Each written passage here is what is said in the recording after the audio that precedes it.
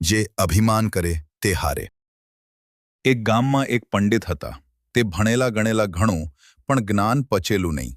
એ પંડિતને ખૂબ અભિમાન કે મારા જેવો વિદ્વાન આ જગતમાં કોઈ નથી, અને જે પણ પોતાને પંડિત કહેવડાવતો હોય એ મારી સાથે વાદ કરે, અને જો એ હારે તો મને પ્રમાણપત્ર લખીને આપે, અને જો હું હારું તો હું મારી પોતાની પંડિતાઈ છોડી દઉં।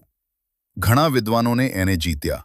ઘણા સમજુ જ્ઞાનીઓ ફોગટના વાદ વિવાદમાં સમય બરબાદ કરવાના બદલે સામેથી પ્રમાણપત્ર લખી આપતા એમ કરતા પ્રમાણપત્રોનો મોટો જથ્થો થઈ ગયો, અને એક દિવસ એ મહારાષ્ટ્રના એક ગામમાં પહોંચ્યો। ગામમાં જઈને લોકોને કહેવા લાગ્યો કે અહીં કોઈ પંડિત છે, અને જો હોય તો મારી સાથે વાદ વિવાદ કરે, નહીંતર મને પ્રમાણપત્ર લખીને આપે। ગામના લોકોએ કહ્યું કે અમારે ત્યાં એક જ્ઞાની પંડિત છે, એમનું નામ એકનાથ છે, એમને સાથે વાદ વિવાદ કરો। પેલા પંડિતે કહ્યું કે બોલાવો એકનાથને, હું વાદ કરવા માટે તૈયાર છું। ગામના લોકો એકનાથની પાસે જઈને વાતને જણાવી। ત્યારે એકનાથે કહ્યું કે ભગવાનની ભક્તિ છોડીને હું ક્યાં એની સાથે વાદ વિવાદ કરું, લખી આપો ને એને પ્રમાણપત્ર, એ રાજી થશે।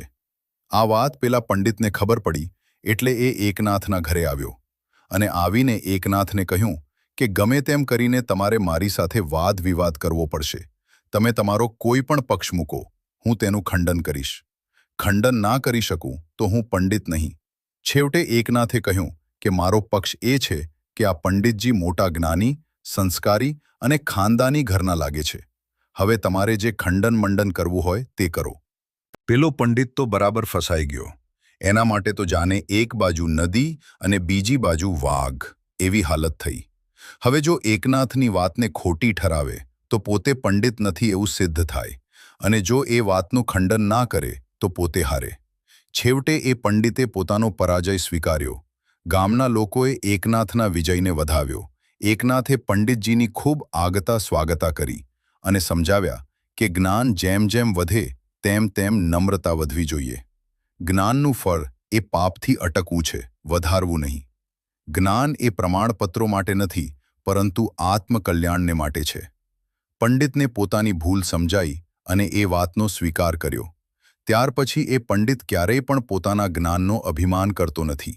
બસ એ જ રીતે આપને પણ ગમે તેટલા ભણીએ ગણીએ, પરંતુ ક્યારેય પણ એ વાતનું અભિમાન ન કરવું, કેમ કે શેરને માથે સવા શેર જરૂર હોય છે। આવી જ પ્રેરણાદાયક વાર્તાઓ સાંભળવા માટે અમારી ચેનલને સબસ્ક્રાઇબ કરો, લાઇક કરો, શેર કરો। ફરી મળીશું આપને નવા વિડીયોમાં। ત્યાં સુધી અસ્તુ।